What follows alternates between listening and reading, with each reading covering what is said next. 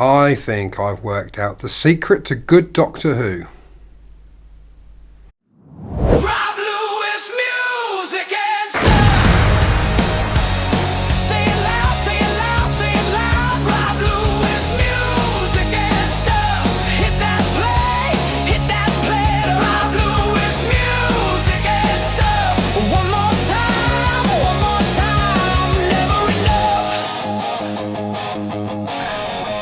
Hello, welcome to Music and Stuff. I'm Rob Lewis and it's Who's Day Tuesday. So we're looking at Doctor Who. Slightly different type of video this week.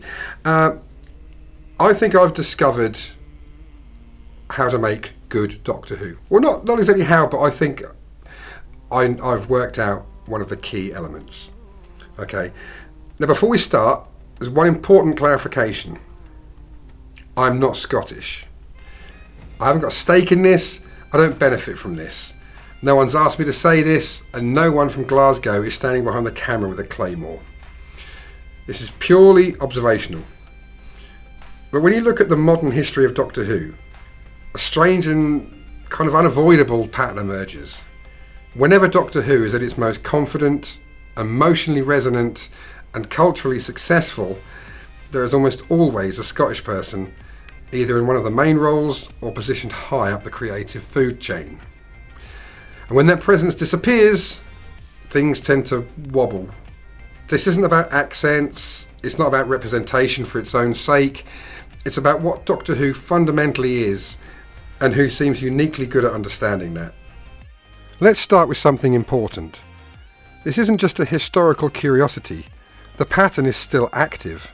Because now we have Ncuti Gatwa, Scottish Rwandan, trained in Scotland, forged through the Scottish theatre and television scene, stepping into the role of the Doctor. And what is the immediate reaction? Energy, charisma, joy, confidence. Before his era had even fully settled, there was already a sense that Doctor Who remembers how to be playful again, how to be stylish, how to be emotionally open without losing its intelligence. Gatwa radiates something that the Doctor always needs, presence without stiffness. He feels unpredictable in the best possible way, like anything could happen, and he'd meet it with a grin before outrunning it. Once again, a Scot arrives, and the show stands up straighter. But this isn't new. Let's look at the pattern that got us here.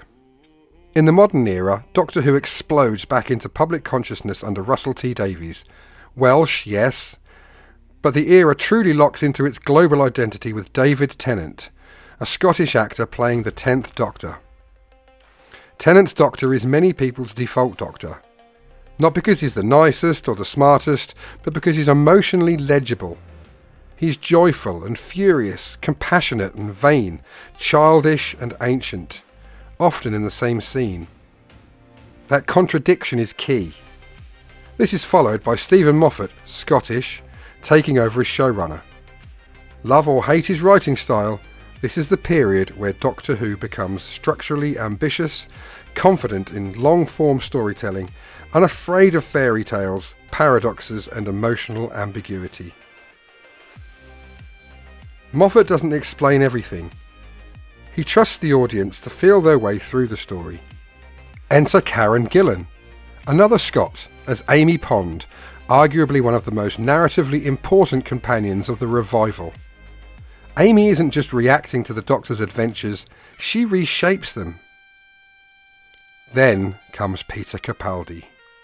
Scottish again, an older Doctor, sharper, less apologetic, a Doctor who openly interrogates his own morality. This era doesn't chase popularity, it demands engagement. That is not safe television. That is not nostalgic television. That is Doctor Who at its most honest. And crucially, this era also gives us Michelle Gomez, Scottish, and quite possibly the most successful reinvention of the Master the show has ever managed. Missy only works because Doctor Who finally stops trying to make the Master intimidating through sheer evil. Instead, Gomez plays Missy as playful, cruel, wounded, hilarious, and terrifying, sometimes within the same line. Missy understands the Doctor because she is the Doctor's mirror. Same intelligence, same loneliness, same need for connection, just bent sideways. Missy is funny without being harmless, tragic without being sentimental, redeemable without being redeemed. Again, contradiction. Again, emotional risk. Again, it works.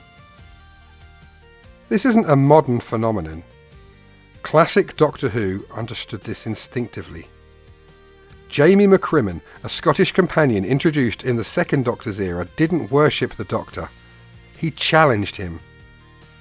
Even Sylvester McCoy, another Scottish Doctor, presides over an era that later becomes hugely influential, leaning into mystery, darkness, and the idea that the Doctor is not just a wanderer, but a strategist with secrets. Modern Doctor Who borrows heavily from this period, whether it admits it or not. So why does this keep happening? The answer isn't just Scottish people are better at making television. It's that Doctor Who thrives on a very specific storytelling sensibility, one that Scottish writers and performers seem particularly comfortable with. That sensibility includes comfort with contradiction, suspicion of authority, humour that coexists with darkness, fierce compassion for ordinary people, emotional sincerity without sentimentality. The Doctor is not a tidy hero. He is a moral troublemaker. And Doctors like Tennant, Capaldi and now Gatwa lean directly into that tension. There are periods where Doctor Who feels uncertain, where it over-explains itself, clings to canon instead of emotion, smooths out its rough edges and becomes afraid of its own strangeness. This isn't about talent, it's about nerve. The willingness to say, this might be weird, it might be uncomfortable, but it matters. Historically, that nerve tends to appear when a Scottish voice is somewhere in the mix.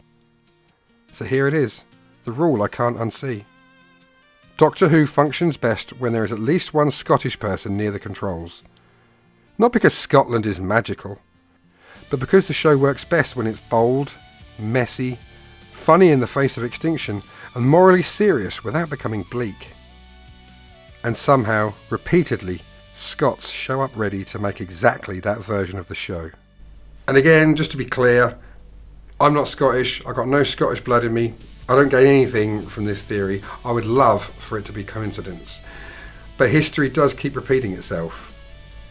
So BBC, this isn't a demand, it's a friendly warning. Ignore the pattern if you want, but the TARDIS has opinions, and it seems to run best when there's a Scot somewhere near the control. Well, thanks very much for watching. I appreciate it was a slightly different type of video today, but yeah, let me know what you think in the comments. I'm just having a bit of fun really, but yeah, it was good fun putting this video together. Yeah, so thanks very much for watching. Don't forget to do all the subscribe and like and all that other stuff you have to do, and I'll see you in the next one. Catch you later, Bill and Ted.